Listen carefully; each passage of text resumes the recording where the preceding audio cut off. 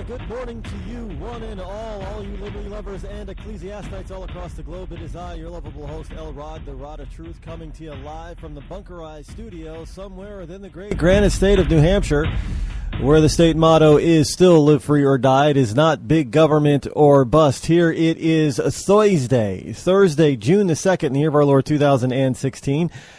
As we get prepared to slide on into the weekend, getting closer and closer to the official start of summer. When is that? June 21st, I do believe.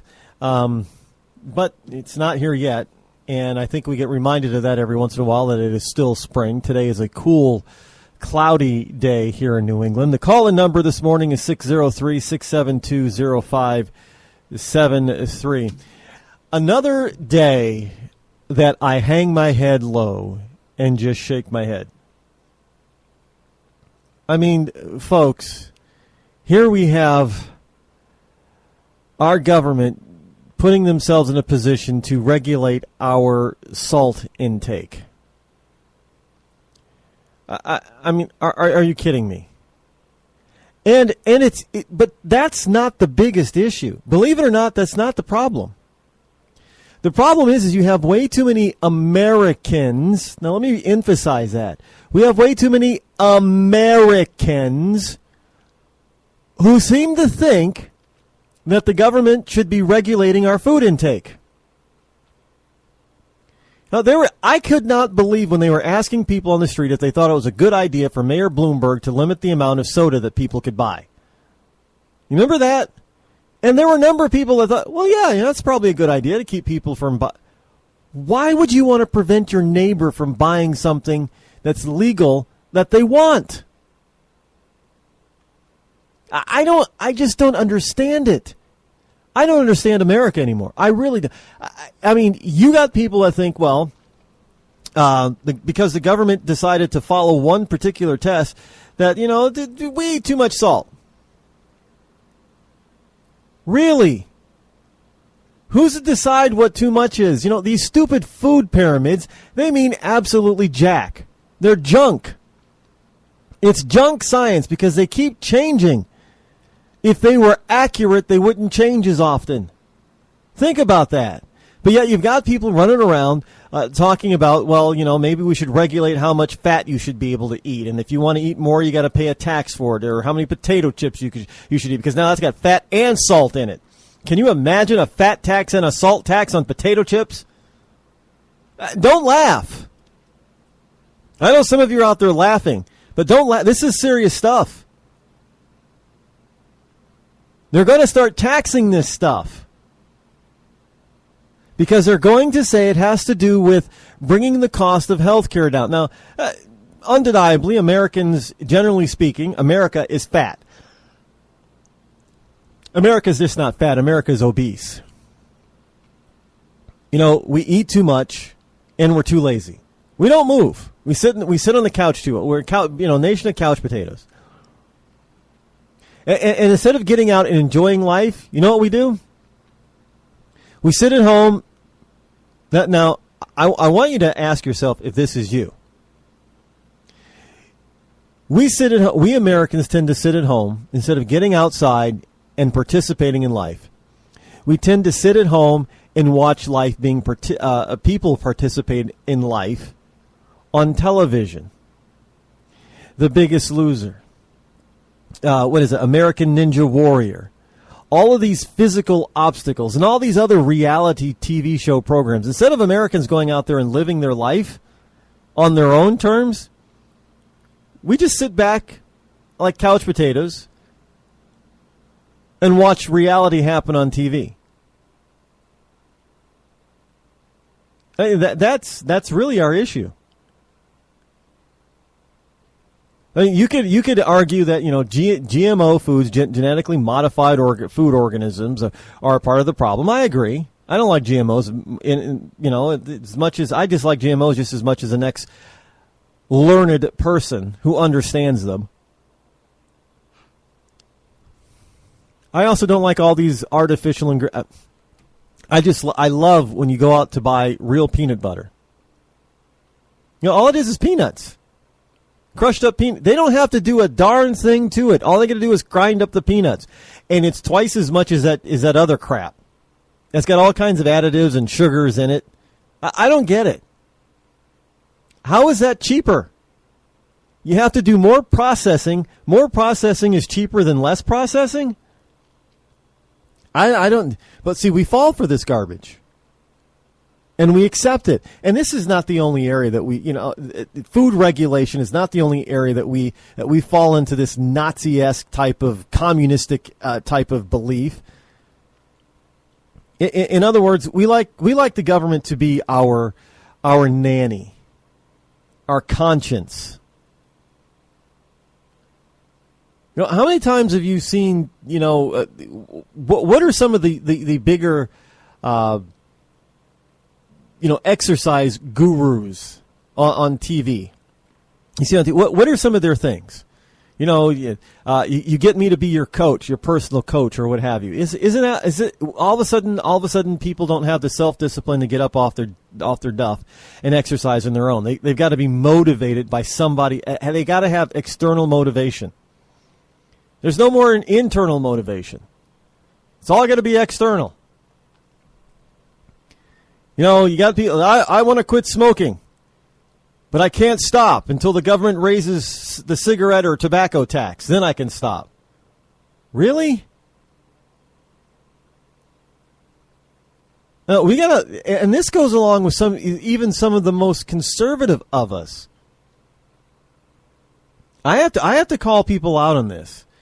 We get the government we deserve because it's the government that we ask for. And we ask for it by our lack of participation in life. And we accept whatever the government hands down. It doesn't matter if the government's wrong. Remember when there was this anti-egg movement?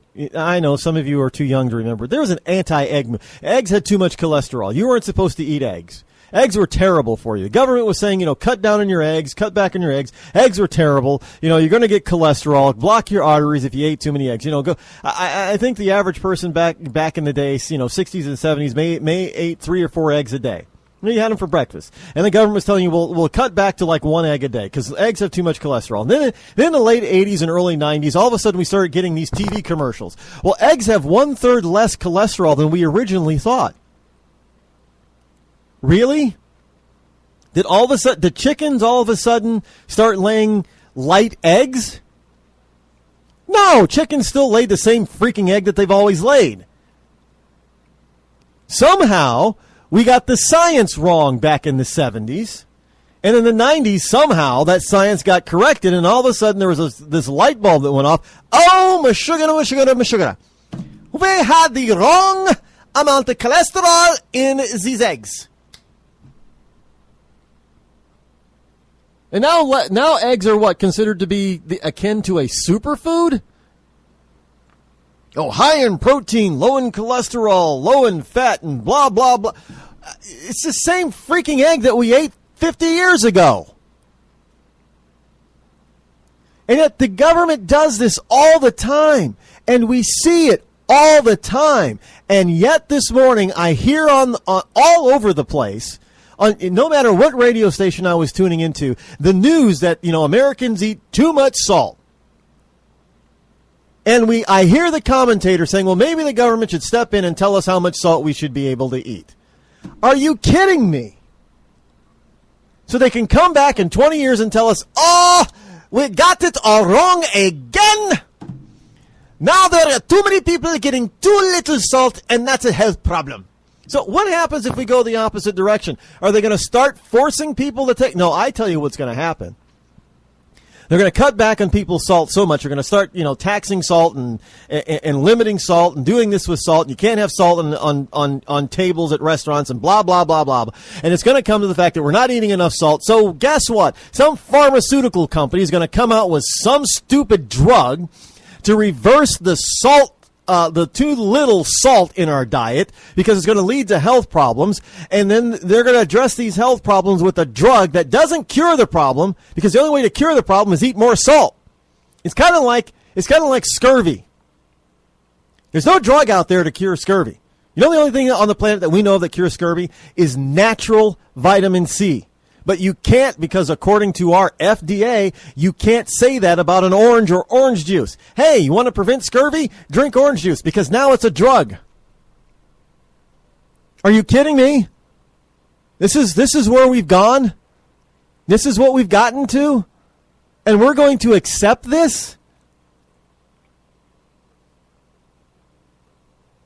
I think time and time again, this kind of garbage comes out of the government or is sponsored by the government, or some government lackey tells us how bad of a life that we're living, and they want to help us to correct it, and they're going to introduce some sort of law, rule, or regulation to help us correct it, and then we find out 10 or 15 years later that they had the science all wrong.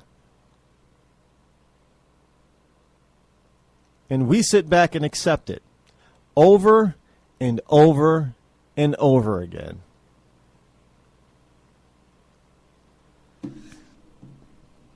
I don't understand where people's minds have gone. I'm sorry, I don't understand. I don't get it. I do not understand how any grown adult wants to have a government entity tell them how to live their daily life. Especially when we look all over the planet, and governments who thought that they knew better are failing left and right. I just don't. I mean, it's okay if we let all these Muslim refugees, young 18 to 30-year-old men into our country, and then a few years later, oh my goodness, we let in too many. Now we got to give them $70,000 so we can get rid of them. Now, Venezuela, socialism is the way to go, and now all of a sudden, a few years later, they can't even keep toilet paper on the shelves.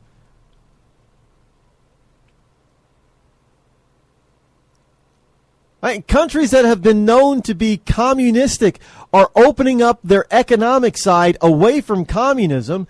Yeah, it's unbelievable. China. Oh, I read China. Yeah, sure, their political system is still communistic, but their economic system isn't. Vietnam, another communist nation. They're opening up their economic system. Why? Because they don't want to be a backwater country anymore. You got countries like Britain and Sweden and Switzerland and Finland who are looking to get away from socialism. And yet we're just diving right into it. I don't get it. And all you hear about is, well, you know, Sweden does this and Finland does that and England does this and Iceland does that. Well, they're all broke. Spain, broke, bankrupt. Greece, broke, bankrupt. Iceland, broke, bankrupt. England, almost bankrupt. Sweden, almost bankrupt. France, heading that way. Well, all of these countries going down the tubes, and yet we use them. I look in Facebook and I see this all the time. Well, you know, we're the only industrialized nation that doesn't have government health care. Well, for a reason, because it doesn't work.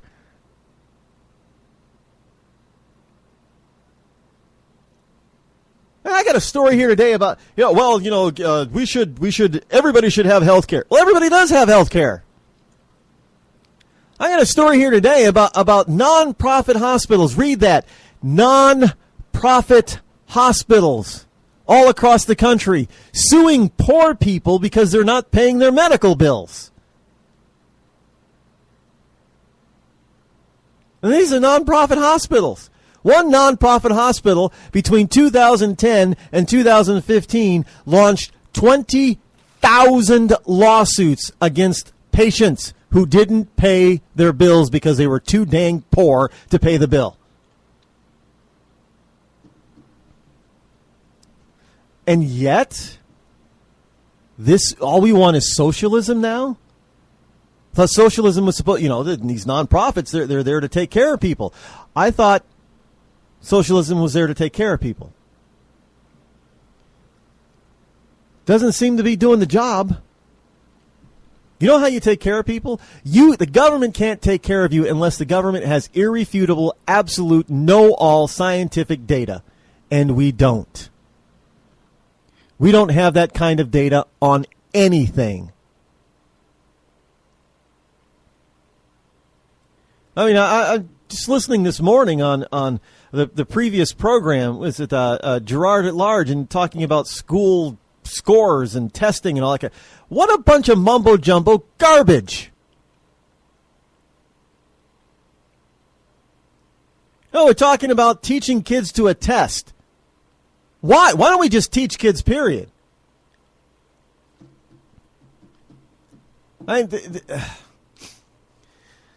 So instead, we're teaching them to memorize answers to a test, not teaching them critical thinking skills at all, so that when the government decides that you've had too much salt, they'll just say, oh, okay, yeah, great, no big deal. Government should tell me how much salt I can eat. Because they don't have the intelligence to go and try to figure out how much salt that they should be eating.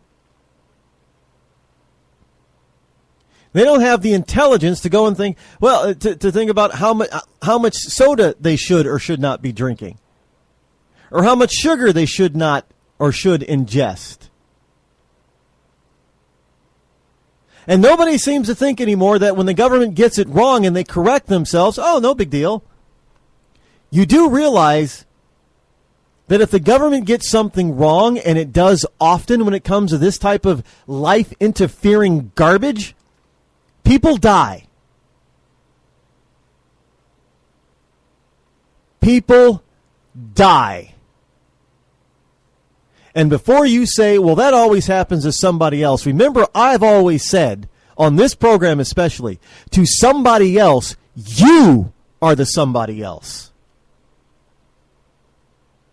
So yeah, you're right. It always happens to somebody else. The problem is that to somebody else, you are the somebody else. And it could and will happen to you. They're going to get it wrong, and you're going to be injured or killed. And then when that happens, what's the first thing people do? What's the first thing people say? Oh, there ought to be a law, or the government ought to regulate. Well, that's the reason why they probably died in the first place.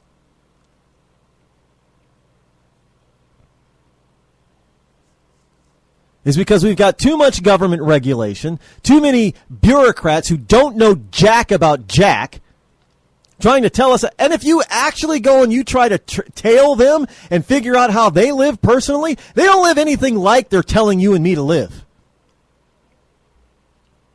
Perfect example.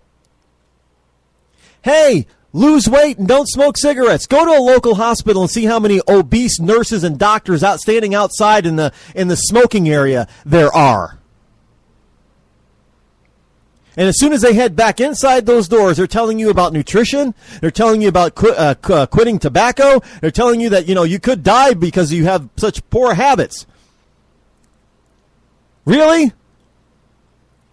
I'm sorry, you're 5'4", weigh 250 pounds, and you're a female, and you're going to tell me that I weigh too much?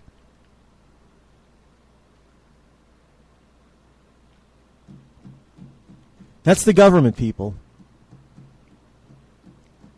That is the government.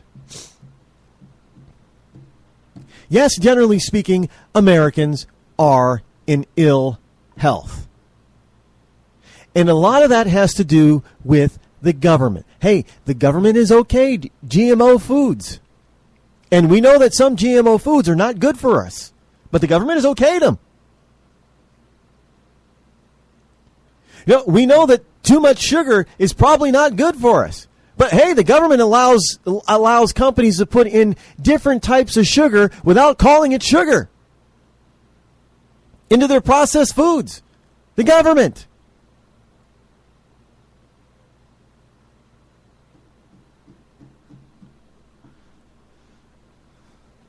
I mean, this is the most bass-ackwards, ridiculous type of things I've ever seen. And now all of a sudden we get this report that Americans are eating too much salt. This is not news. They've been telling us this since the 70s. Oh, Americans eat too much salt.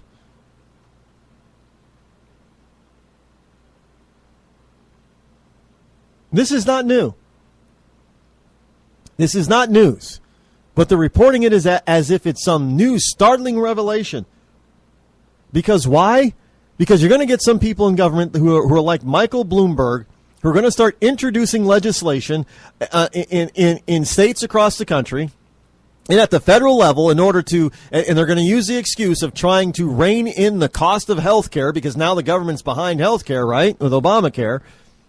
So they're going to start limiting salt and introducing taxes on salty snacks. God forbid you choose to eat like a Baby Ruth that's got salty peanuts and sugary chocolate in it, or nougat in it, or caramel. Now you're going to get a sugar tax and a salt tax on a candy bar.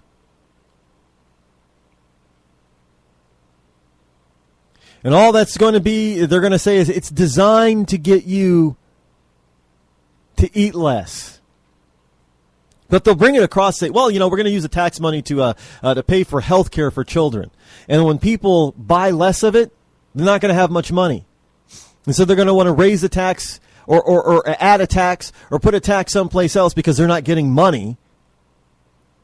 It's kind of like the cigarette tax. Remember that? We're going to raise the cigarette tax, and we're going to use cigarette taxes to do two things: fund more anti-cigarette commercials and pay for health care for poor children. And so when people stop smoking, they stop buying tobacco, and tax revenue from the tobacco plummets. And then the politicians try to scramble. Oh, my goodness. Well, we promised everybody that we're going to use this money to pay for poor children's health care and to fund more commercials to get more people to stop smoking. We didn't think people were actually going to stop smoking.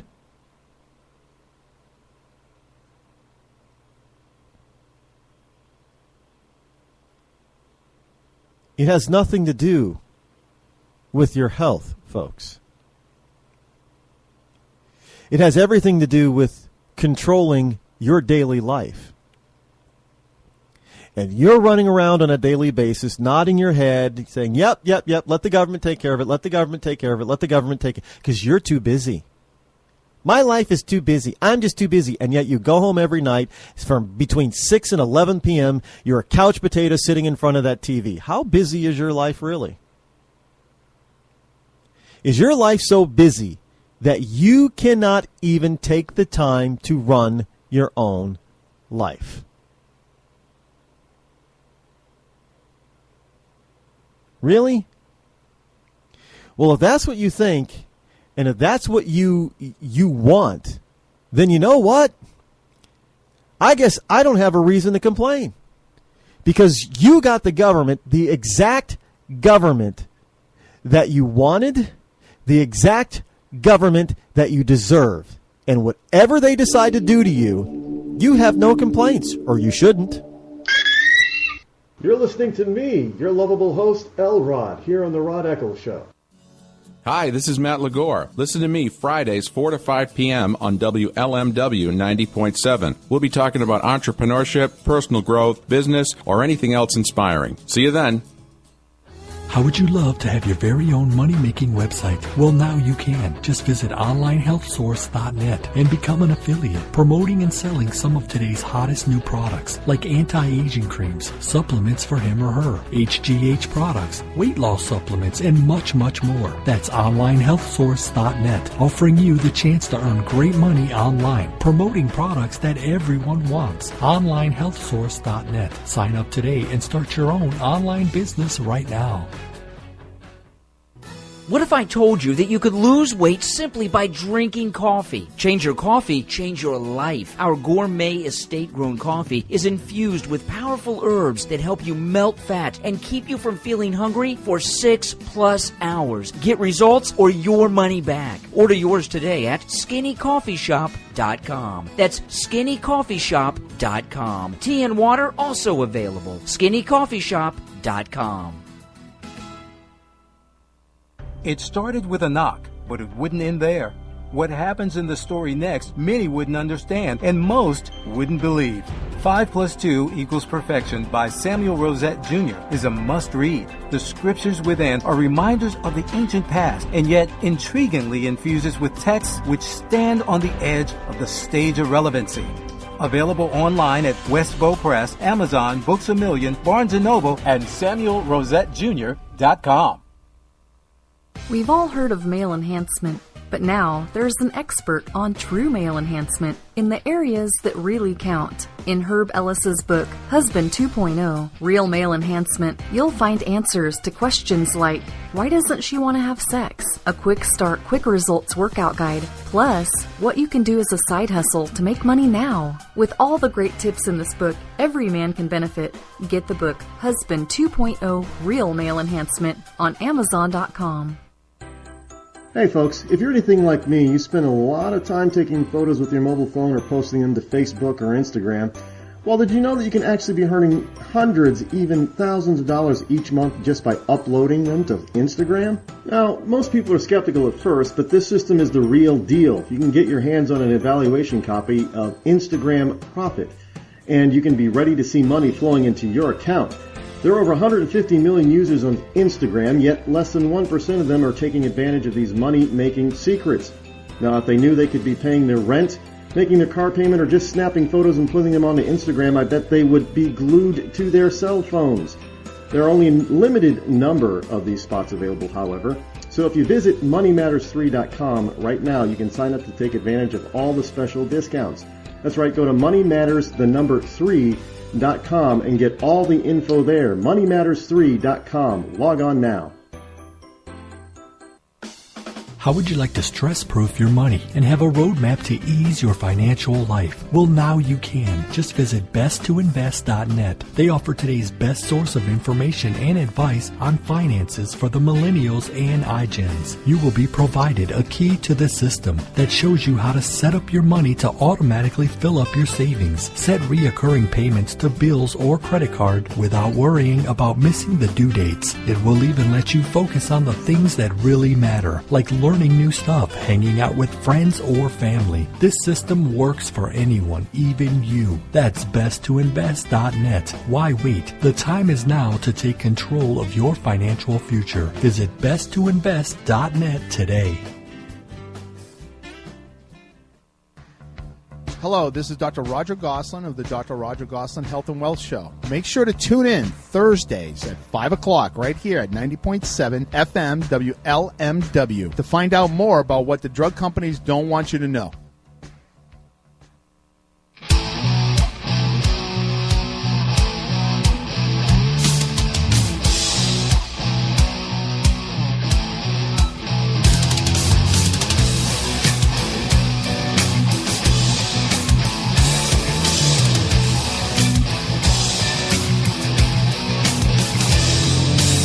(603) 672-0573. 672-0573 is the call-in number. Should you wish to join me here live on the Rod Eccles Show. We have a good time with callers. If you wish to call in and weigh in on anything that we're talking about at the moment for that day. Tomorrow, of course, is Freedom Friday. I may have to change that to Freaky Friday because of the way things are going lately. Have you seen what's happening out in California? Hillary and Bernie are basically separated by 2 points. 1 to 2 points is all there is, and if there's a recount, who knows? Maybe the Bernster may be able to pull this out in California. Now, I know some people are saying, well, that's no big deal. Let me tell you, you know what? I got to tell you, folks, Bernie would be a tougher candidate to defeat for Trump than Hillary. He really would. And the main reason is because, we know that about 20 to 25% of Bernie supporters will not vote for Hillary. And of that 25%, about a good 40% of that 25%, almost half, have basically said that they would consider voting for Trump if it were Hillary versus Trump. And of course, the rest of them would just say they just wouldn't vote. But you're talking about, a good 10% swing there. Well, actually, I would be, instead of 10% voting for Hillary, be voting for Trump. That'd be a good 20% swing. That's huge. That is huge. But that wouldn't be the case if Bernie were the nominee, because you don't have quite nearly as many Clintonites who say they would not vote or would vote for Trump over Bernie. They're not saying that. The Clintonites aren't saying that. The Bernsters are saying that, but the Clintonites are not saying that. So it would be, for some people who say, well, let Bernie be the nominee. Well, you might come to regret that one. Really? Look, I understand why Trump backed out of the debate doing a debate with Sanders. Now, personally, I think he should have done it.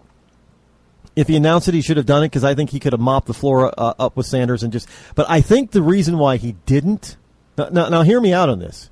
I think the reason why he backed out of that debate is because he didn't want to destroy Sanders. He still wants, if I'm Trump and I am one of Trump's top advisors, I'd be telling the Donald, look, the Democrats this is the first time in many, many, many decades that the Democrats are in complete and utter and total civil war. Why would you want to extinguish that war for them by totally eliminating one of the rivals? Let them fight it out. The more they got to fight, the more they fight each other, the less time they have to fight you. So I am pretty sure that was the advice that he got, and Trump listened to it and said, you know what? Yeah, maybe it would be kind of stupid at this moment to debate Sanders because I know I would totally destroy him. Totally destroy him. It'd be a beautiful thing. And he would. I believe that he would have. And it would have been the end of Bernster, really. And Hillary would not have to worry about Bernie and spend, more of her money on defending her position. She had to actually, cut stuff out of New Jersey and go to California to shore up her. If she did not go to California, if she didn't cut her trip in New Jersey and campaigning and spend the money and go out to California, and if Bernie is only 2 points behind her right now, she would have lost. We'd be talking about the greatest upset in Democratic history right now. So Bernie is forcing her to spend her time, effort, and money in places that she didn't think that she'd have to spend it. And having Bernie go all the way to the convention is the best thing for Trump. It really is. It's the, just trying to be politically savvy here. It's because politics is a game. It really is. It's a blood sport. And it's the best thing. And to some extent, I think that the last two candidates, Kasich and Cruz, they realized this as well. They realized that they were not going to be able to keep Trump from getting the 1237. They tried their best, and they couldn't do it. So now what were they going to do? Were they going to try to split the Republican Party and then give the win to Hillary? Now, I'm convinced that is not what Ted Cruz wanted. Ted Cruz does not want that to happen. Fortunately, I can't really say that with certitude about Kasich. I really, you Kasich supporters, I can't say that. Here's a guy that had absolutely no chance; it just wouldn't get out. He would not allow it to be a two-man race. Basically, Kasich kept Cruz from doing what he wanted to do. Kasich did. Kasich was a spoiler. Cruz was not a spoiler. It was Kasich. Kasich was a spoiler. If there was no Kasich in the race, Cruz may have had the opportunity to prevent Donald Trump from getting 1237 and then put the convention in the contested category. That would have been possible. But with Kasich in the race, that basically kept Cruz from accomplishing what he wanted to accomplish. And I think Cruz realized, you know what? We see what's going on in the Democrat Party, and we cannot be destroying each other and ourselves like the Democrats are doing right now. And sorry, you Kasich people, but I think that was Kasich's mistake because he had absolutely no chance. None. Cruz did have a chance, but not with Kasich in the race. And that's eventually what happened. And I know some of you cruisers out there, you're probably thinking about this for the first time. And, you might be mad at Trump, but I'm telling you, the person that and the group that you should be upset with, and this is not to say that we should be splitting our party at the moment, but the people that you should be upset with are Kasich, the Kasich camp. He should have gotten out a long time ago. You do realize that he got out of the race after Cruz did. You do realize that, don't you? So you got to ask yourself, was Kasich actually there to prevent Trump from getting the 1237, or was Kasich actually there to prevent Cruz from having a chance? Think about that one. Really, honestly, think about that one for a couple of milliseconds. That might have your head spinning around. Just saying.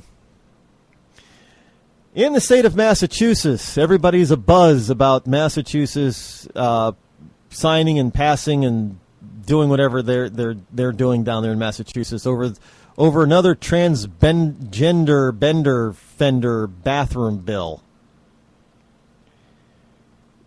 Again,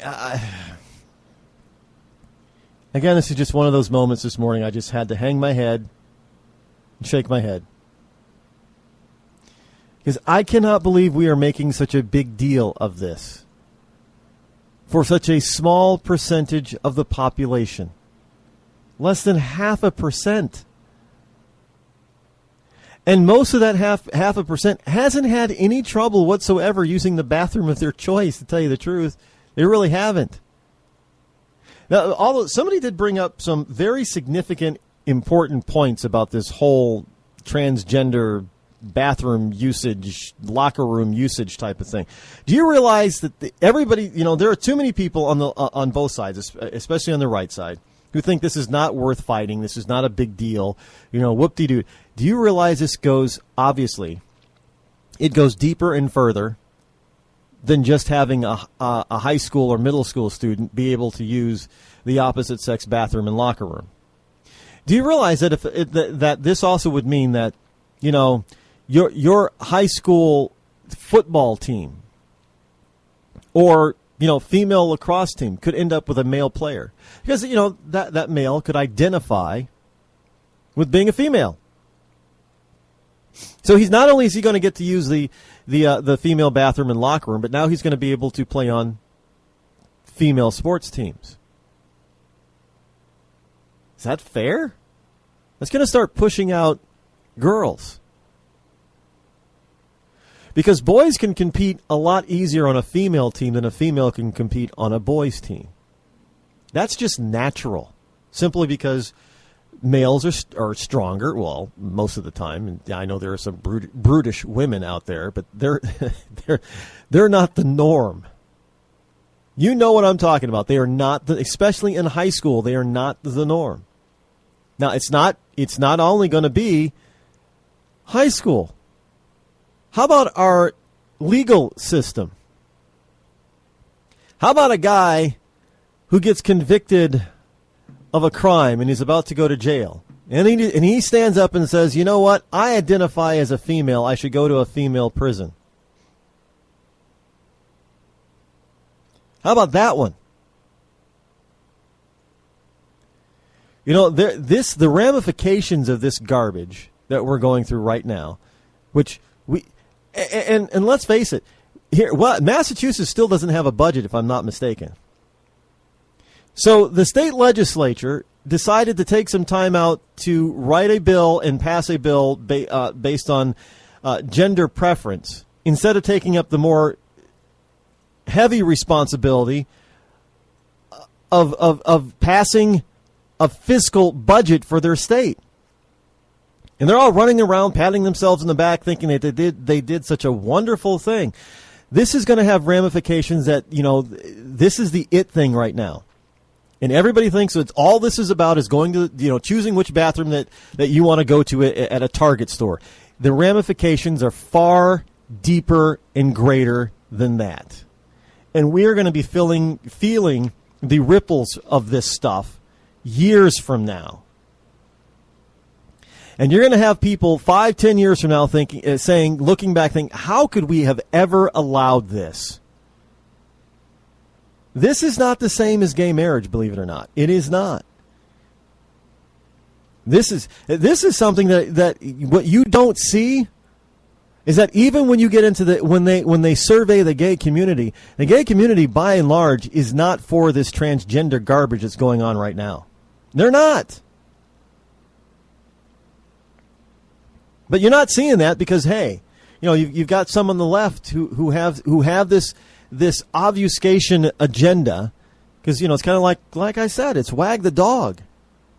Constantly, that's what it is. It's wag the dog. It's keeping everybody's attention away from Hillary. It's keeping everybody's attention, away from Obama. Even though Obama's the one that started this garbage. Do you realize that? He really started this. Now, here's a guy who just 8 years ago, not even 8 years ago, who was out there saying publicly that marriage is between a man and a woman, that he wouldn't be for gay marriage, and he's not for, homosexual special rights and blah, blah, blah, blah, blah. And all of a sudden he does a 180, and now his administration is pushing this transgender stuff. Has anybody ever stopped to wonder why? And no, it's not because some people out there have called out Michelle Obama as a tranny.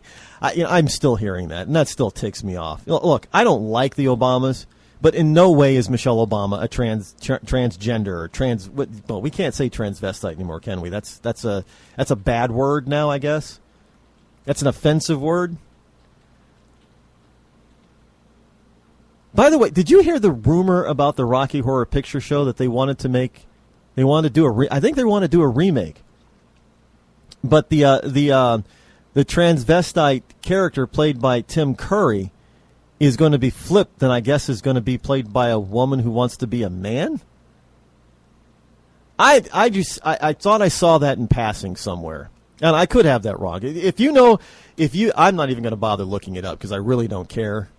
I mean, I remember going to the Rocky Horror Picture Show when I was a teenager, and you have to wear a hoodie because people throw rice and water bottles, squirting water bottles and toast and all that kind of stuff. It's a real trip going to the theater. I don't know if you can even go to the theater. And there's any theater around here? I think there's a theater in Mattydale, the Hollywood Theater, Mattydale, New York, the Hollywood Theater. It's a single screen, old style theater. I think every once in a while they still have the the midnight showing of the Rocky Horror Picture Show. That's where I first saw it all those years ago. I went to that theater. Every time I saw it in the theater, it was at that theater. And I went to it about 3 or 4 times. It was just a crazy night out on a weekend. But if they change it, go right ahead. I don't even know if theaters play it anymore. It's not that I tried watching it on DVD at home. You have a Halloween party and you try. It's not the same thing.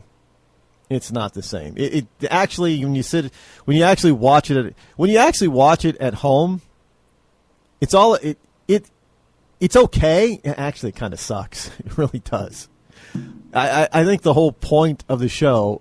Who else was it? I think there are other big stars in there. Was it Michael Douglas,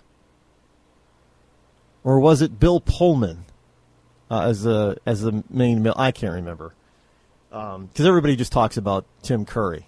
Tim Curry, by the way, who regrets taking that role. To this day, he regrets taking that role. I've always thought Tim Curry was a excellent actor, especially an excellent funny man. I've always liked Tim Curry, but he's been known to say on more than one occasion to say that he's regretted taking that role of Rocky. I don't know why I didn't typecast him at all, but he has his reasons. But they want to change now. From what I understand, they want to change it. So if you want to look it up and see if that's accurate, if they're actually going to do a remake, reboot it, or what have you, why not? They've rebooted everything else out there. I mean, all the other. The one movie that they haven't rebooted yet, and I know it's some people out there don't like horror movies. I think most horror movies are actually comedies. and I don't go to see them. I don't watch them because I don't find most of them scary at all, and that's what they're supposed to be. They're a waste of my time. I actually went with a group of friends to see Cabin in the Woods a few years ago because that was supposed to be the scariest movie ever made up to that point in time. Yeah, I sat there and laughed through half of it. It was not scary at all. I thought it was a comedy. Now, what do they call the... remember Evil Dead 2, Dead by Dawn? Yeah, it was supposed to be a horror, but it was really a comedy too. It was stupid. It was just stupid. I laughed through most of that too. But they didn't claim to be that was going to be horrific and utterly scary. They didn't. But it was funny. But that's not the way they portrayed. And remember The Circle? Was it The Circle?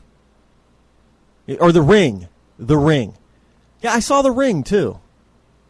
Like, are you kidding me? This is supposed to be scary. And Paranormal Activity. I actually thought that at first, because they made it sound this way, I thought the Blair Witch Project was a real documentary about a group of people that just went missing. And they went out, and then I found out it was a fake-umentary. Like, you got to be kidding me. And I was all set to go see this documentary about a documentary team that went missing, but that wasn't the case. So I almost got fooled into thinking that it was, about something real, and it wasn't. But it was supposed to be so scary. I did end up seeing it on TV. Not scary. I didn't even watch the whole thing. I think it was on Netflix or something. I didn't even watch the whole thing. It was awful. Paranormal Activity, another one. What are they up to now? For like 4 or 5? I saw the first one. I'm thinking, really? I'm not buying it. I think Haunted House with Wayans, who's it was scarier than Paranormal Activity. I'm just not easily fooled on this stuff. I mean, all the Halloween movies after the first Halloween and the second Halloween 1 and 2, those were kind of scary. Halloween 3, Season of Witch, that wasn't scary. But then they got a little crazy with them. And I never found any of the Friday the 13th hack and slash movies to be scary. But I don't know if you know anything about a new Rocky Horror Picture Show. Go ahead and call in with some of the details. Let us know exactly what they're doing with that kind of thing. I just don't have enough interest to go look it up. But I do recall, I think, hearing something. I don't know how long ago I heard. I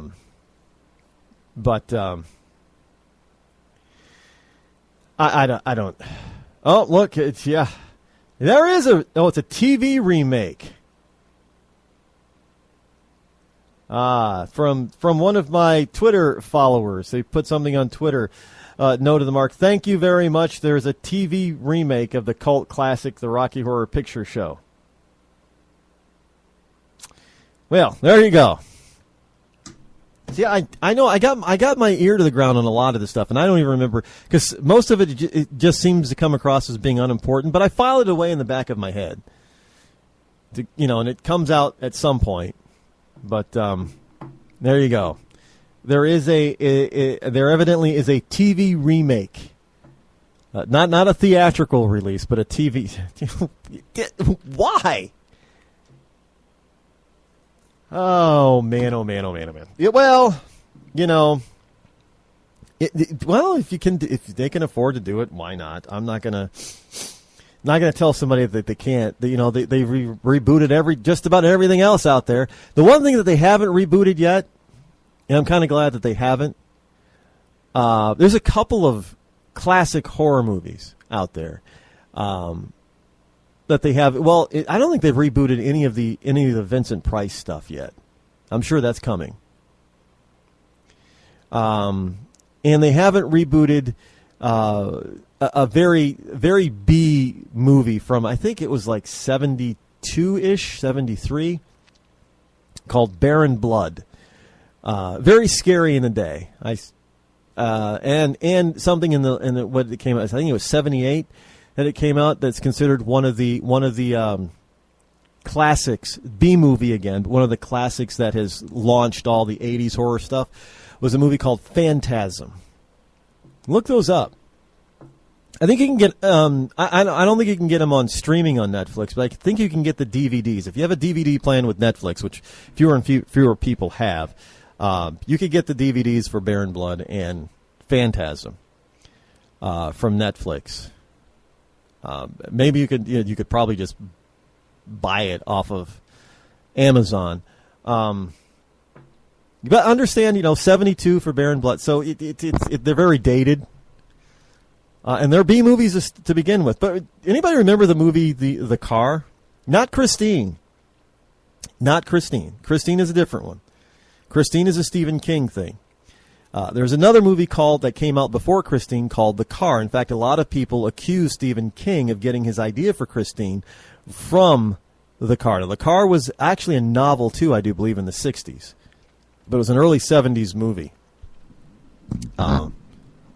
That was actually having a car being able to jump a porch through a house. It was the ending of it was rather surprising and shocking of that movie as well. But it is what it is, and of course everybody's still talking about the gorilla thing. I don't even know why we're even bothering with the gorilla. The gorilla is, what's the gorilla? I don't even care what the gorilla's name is. The gorilla's dead. The kid fell down in the gorilla pit. Should have never been able to do that. So basically, this whole issue is. I'm going to put the onus. I understand what it's like to have a 3-year-old or a 4-year-old because they can be quick.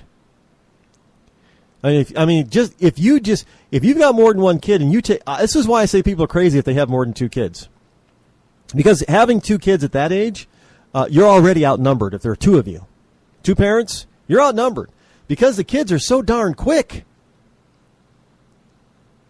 They're faster than you know what, man. You can't. It's just hard sometimes. But the kid should have never been able to squeeze through any of that fencing at all. And so I got to put most of the onus on the zoo, really, for allowing that to be able to happen. Really should. We'll be right back.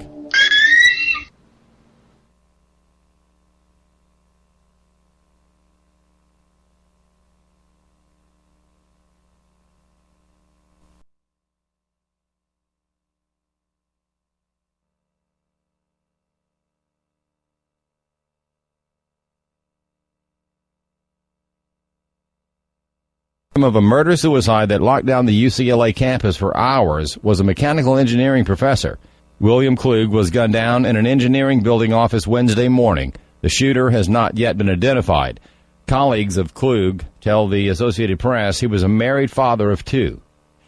UCLA Executive Vice Chancellor and Provost Scott Waugh says he has heard the complaints from some students that their classroom doors don't have locks, and that they have to improvise ways to prevent a possible gunman from bursting in. We've heard all kinds of reports, and we want to look at each one of them and make sure that the campus is as secure as possible, make sure that students and faculty and staff will be safe in the locations that they have. So, yes, we will review everything.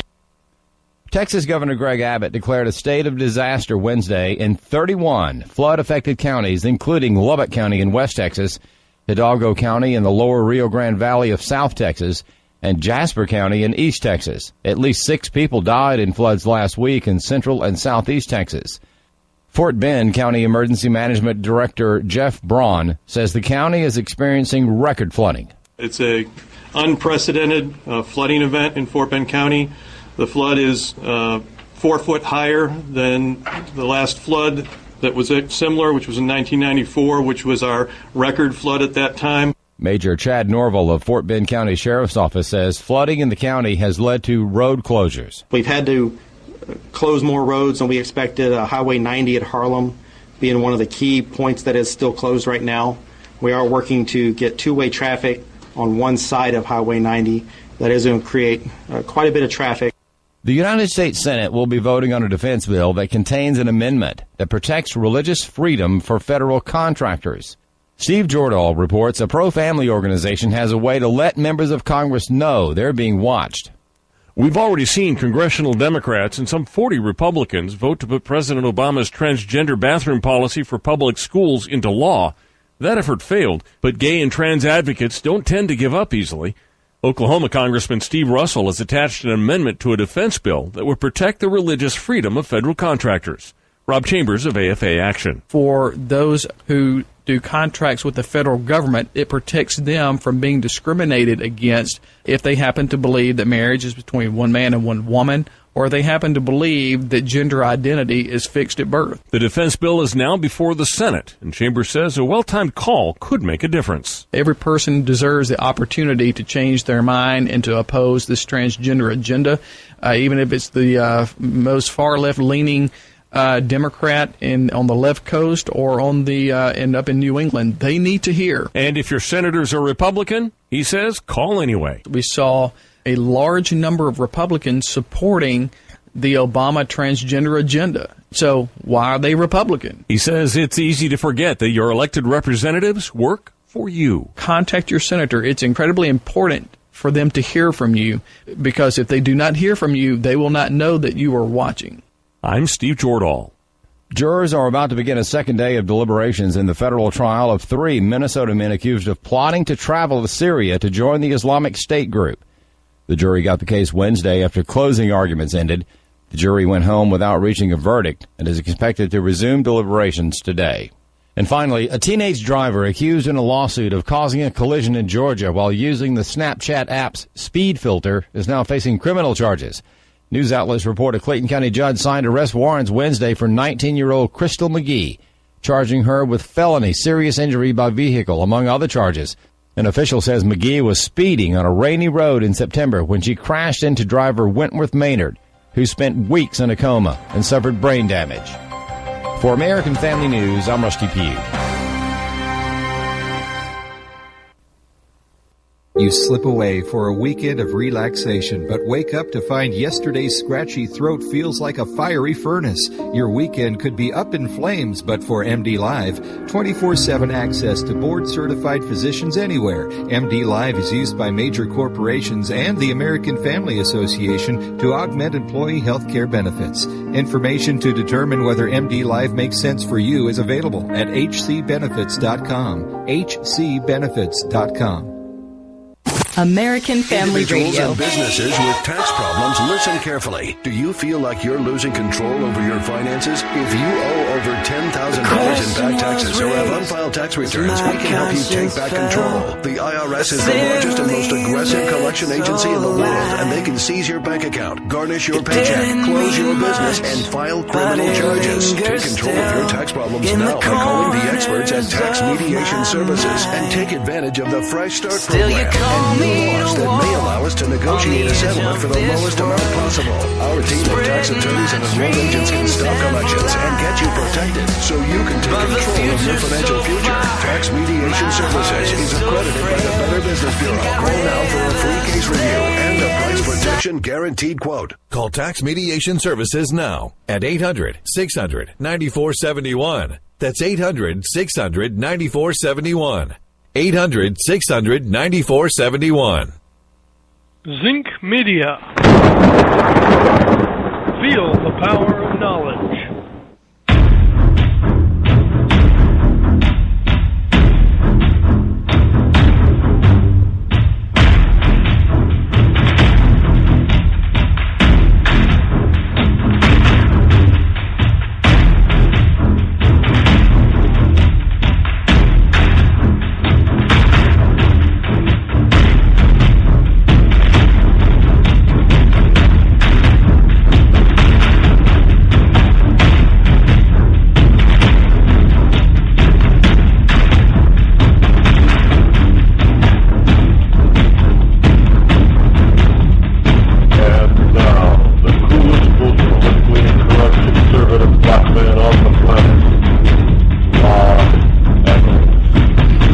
everyone. Good morning and welcome back to all of you wonderful ecclesiastites and liberty lovers all across the globe. It is I, your lovable host, L. Rod, otherwise known as the Rod of Truth, here on the Rod Eccles Show. The call-in number this morning, this Thursday morning, June the 2nd, 2016, is 603. It is 603-672-0573. And if you want to give us a call in a little bit later, that will be great. Right now, we're going to jump right into it on the phone lines here. We have Ambassador of the United Nations for the United States, Ambassador Bolton, who served under the Bush administration. Everybody pretty much knows that this is a gentleman who told it like it is when it came to foreign policy and our involvement with the UN. And a lot of people like this guy. In fact, he was once considered, thought to be considered a presidential contender, and I think he did consider that for a little while. But personally, I thought he should have gave it a shot and get a run for it. But he had other plans. Ambassador, welcome to the Rod Eccles Show. Well, glad to be with you. Thank you for having me. Now, you are seeing what is going on with our foreign policy, especially now that, we're hearing people talking about, well, Hillary Clinton's got more foreign policy experience than Donald Trump. But our foreign policy is a total mess under Clinton and Obama. Could Trump really make it worse? Well, I think this is part of Hillary Clinton's basic problem. She is running for Obama's third term. I think that's true on domestic policy as well as foreign policy. And I think, frankly, I think Americans are ready for a change on both foreign and domestic fronts. So her attacks on Trump, I think, are as much an effort to distract from her record as Secretary of State as anything else. Look, it's going to be a tough campaign. I think we all know that. But simply having sat in the chair at the State Department doesn't mean you're qualified if your actual record of achievement is as sparse as hers is. Yeah, she's known as being the most traveled Secretary of State, but also probably the one that has the least amount of success in any of their foreign policy. Do you see that as being true? Yeah, I think that's absolutely the case. I think actually John Kerry has now surpassed her in international travel, but that just tells you how vacuous his term as Secretary of State has been. I think that Hillary didn't have a strategic vision. She doesn't have a record of accomplishment that's separate from the Obama record. I read her memoir called Hard Choices about her 4 years at the State Department. It's 600 pages long. It is grindingly tedious. So you don't have to read it. I've already done it for you. But I tell you, I read it with an eye on her explaining in, the 4 years of decisions that she participated in where she was different than Barack Obama. In other words, here's a chance. This is her memoir. She can write it in her words, in her time. She can give it her priorities, and in a graceful, professional way say, I disagreed with the president on this. I would have done that instead of what he did, or whatever the circumstances are. I tell you, you can read all 600 pages. You have to strain hard to find any difference between her view on the policy issues they confronted in those first 4 years and Obama's. Now, people say, oh, well, she was writing that with the campaign in mind. Honestly, if you're not straightforward in your own memoir, to me that means you can't be trusted on anything you say after that. So that's her record, and as I say, it's indistinguishable from Barack Obama. Now she's still embroiled in her email scandal, and do you believe that her emails were intercepted by foreign entities, foreign powers? There are a lot of people that are trying to put her emails in conjunction with the death of one of our ambassadors, Chris Stevens. Do you think that that's a possibility? Well, I think we don't know obviously what is contained in the emails that were classified top secret and the contents not released publicly. We know that the intelligence community, the Inspector General for the intelligence community, was very upset about what was in some of these emails. And the problem goes beyond emails. When you're dealing with a cell phone or an iPad or a laptop that has a microphone in it, a foreign intelligence service can capture the microphone and turn it into a transmitter. Even when you think the machine is off, it's picking up your words and can be sent off to the Foreign Intelligence Service. That's why when you go into a classified facility, a SCIF as it's sometimes called, your listeners have probably heard that term. If you've got a cell phone in your coat pocket, you take it out and put it in a metal box outside the room before you go in. Turn it off, and so on. Her disregard of security procedures on the email, on the non-secure cell phones and laptops, I think exposed some of the most sensitive aspects of American foreign policy to being hacked by foreigners. Virtually everything the Secretary of State says, even if they're talking about spending 2 hours a day on their yoga lessons, or her daughter Chelsea's weddings, is gold for our adversaries internationally. If she's spending a lot of time on Chelsea's wedding, it tells them she's not spending time on her duties as Secretary of State. But virtually everything she says, whether it's truly classified or not, is of huge interest to foreign services. And obviously what her aides are doing, and we really don't know how much of their emailing and whatnot was done over the Clinton homebrew server. I suspect a lot of it. It was not done over the State Department system. Just that really the ramifications are enormous. And, you know, I know of people who violated security precautions on information far less valuable and just one-off incidents, who were disciplined, whose security clearances were pulled, people's careers are ruined, they're fired from their job. This was going on for 4 straight years. I mean, the amount of information that was potentially compromised is incalculable. Now, you've obviously, being the ambassador to the UN, you obviously have an inside take of how the United Nations operates. And a lot of Americans tend to think that generally speaking, that the UN is not very favorable to U.S. And U.S. policy. Did you find that to be true in your tenure? Did you have to fight them a lot in order to protect the U.S. interests? I thought a lot. Yeah, I think a lot of the job was damage control. I think the UN does some good work in humanitarian agencies and some of the specialized and technical work that it does that doesn't get a lot of publicity. What's fundamentally flawed at the UN are its political decision-making bodies, the Security Council, the General Assembly, the Human Rights Council. You can occasionally get things through that are helpful. But by and large, the UN is simply a reflection of politics around the world. And it's even worse in a sense. I used to compare it to the Twilight Zone when you cross First Avenue in New York, because it's a world unto itself. And, you know, I think the next administration should look at changes to the UN, changes in the way we fund it, make U.S. contributions voluntary rather than mandatory, or assessed contributions as they're called. I think that would be like a tsunami going through the UN system. You know, normally we pay 22% of the cost of UN budgets, 27% in the case of UN peacekeeping. If we were to say, here's this for a revolutionary principle, we're only going to fund what we think actually works. As I say, that alone would be a tsunami through the UN system.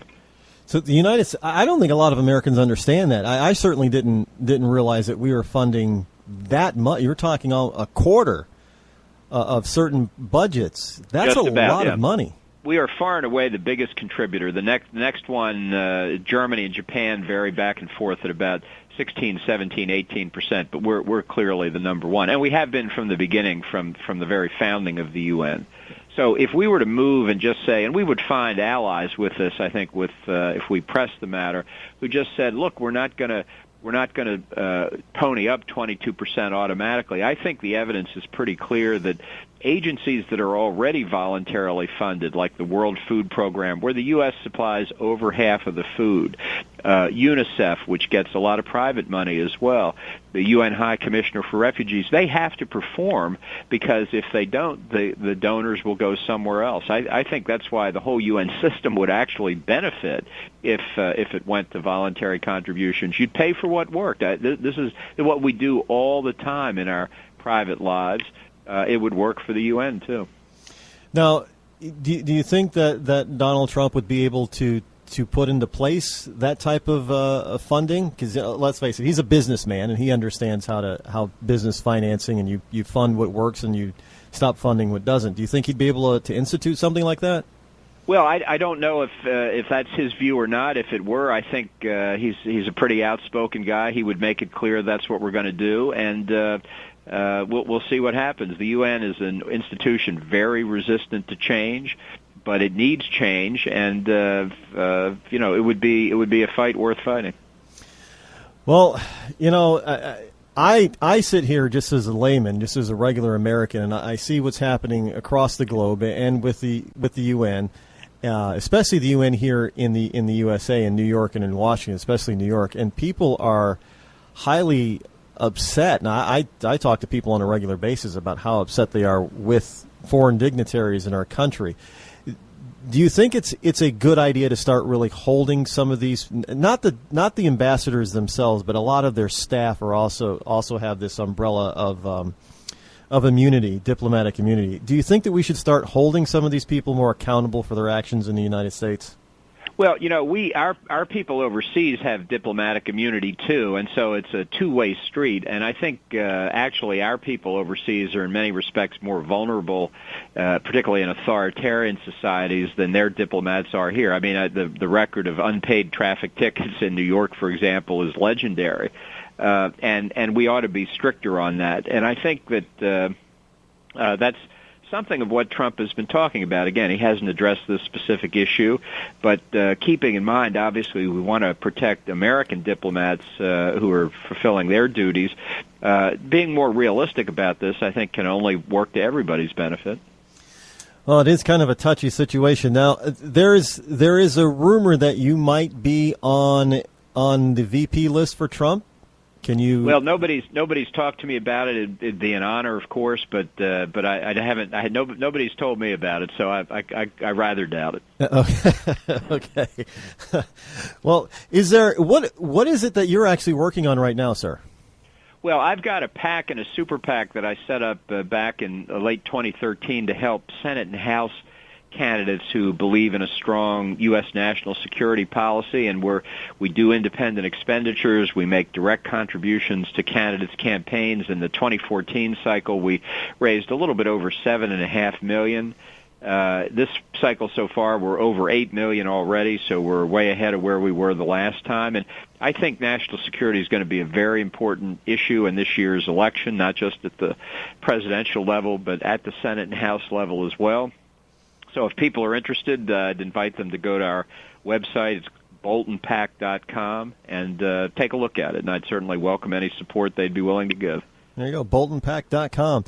Now, do you see any particular Republican senators who are running for re-election that might be vulnerable without your assistance?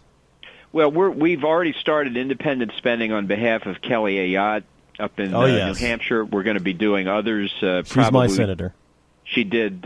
She's done a great job on national security, but there are a lot of Republicans who are vulnerable. It's going to be a very tough election, and obviously at the presidential level, it's going to be very hotly contested. You can see that from the polls today. But I think maintaining control of the Senate and the House is critical, especially in the worst-case scenario if Hillary actually wins.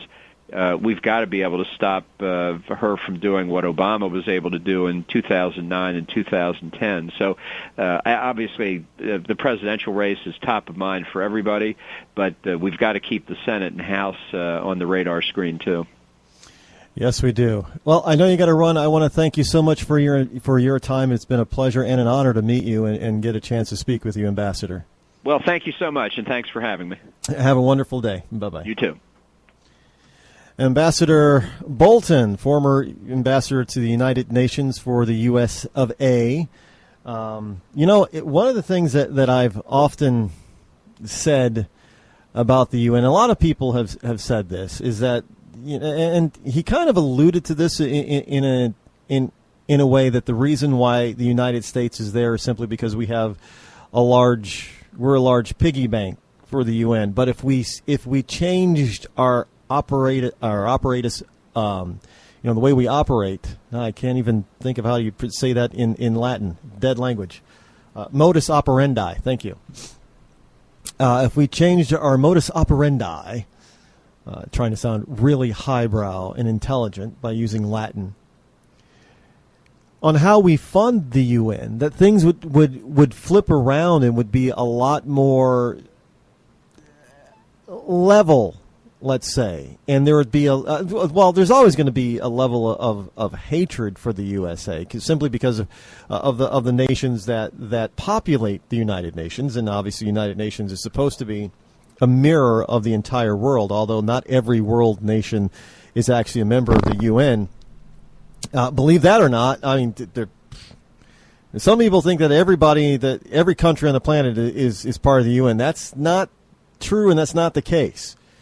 And there are a lot of nations that are members of the UN that don't like the United States. I mean, just think about it for a second. You get, China is part of the UN. Iran is part of the UN.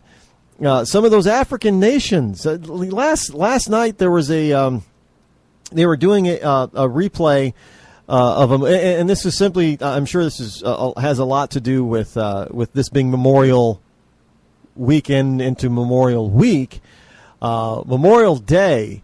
They were playing all kinds of things like Saving Private Ryan, awesome movie. Saving Private Ryan. I mean, it was Band of Brothers. It was just if you had a big screen TV, a giant screen TV, or if you could have seen that.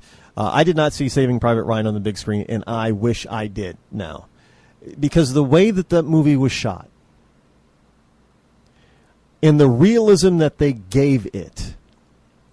There were veterans of World War I and the Korean War, World War II and the Korean War, that viewed this, that said it was just like being back there. And same with Band of Brothers. It was just like being back there all over again. The way it was shot, the realism, it was just incredible. Now, understanding if that's what war is, and believe me, that is what war is. If that's what war is, none of us should want any part of it. And I'm not saying just the United States. I'm talking about every single freaking nation across the planet. We shouldn't want that. We want to send our boys into that mess? But again, this is what leaders do, because they have this notion that they can't be touched, that they're above the law. And I say not law, I don't mean man-made law. I mean natural law and God's law. They believe they're above it. They believe that they are beyond it. They don't have to go out there and fight the war, so they'll send anybody and everybody that they want, whether they volunteer or not. They'll send them.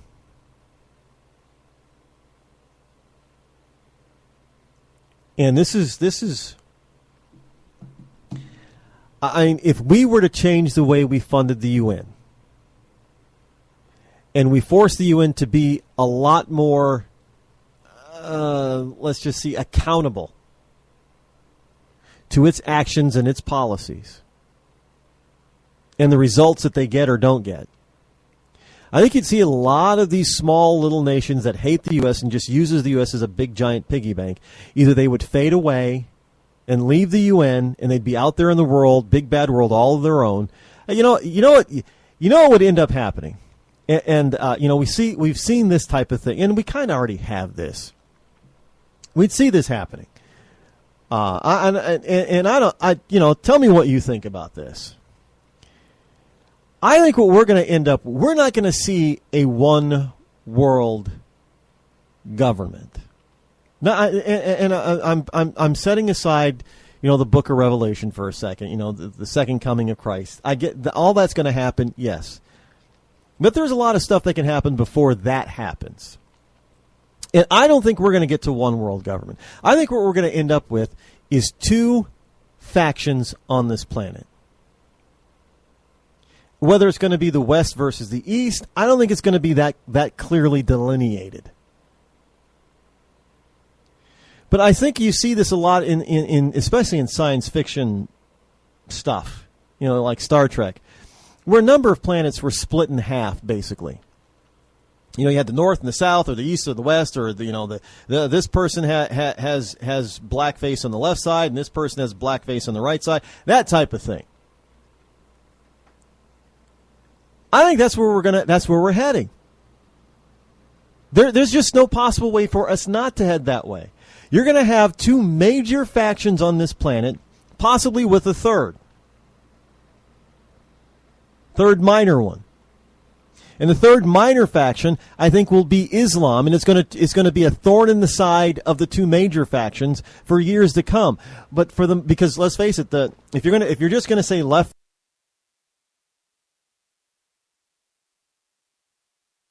versus right or east versus west, well,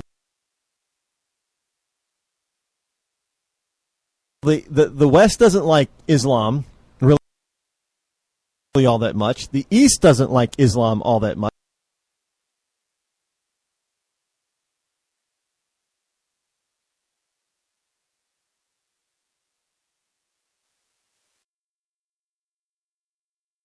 So Islam is all by itself. I mean, yeah, but I know they're infiltrated all over the place. I get that. There's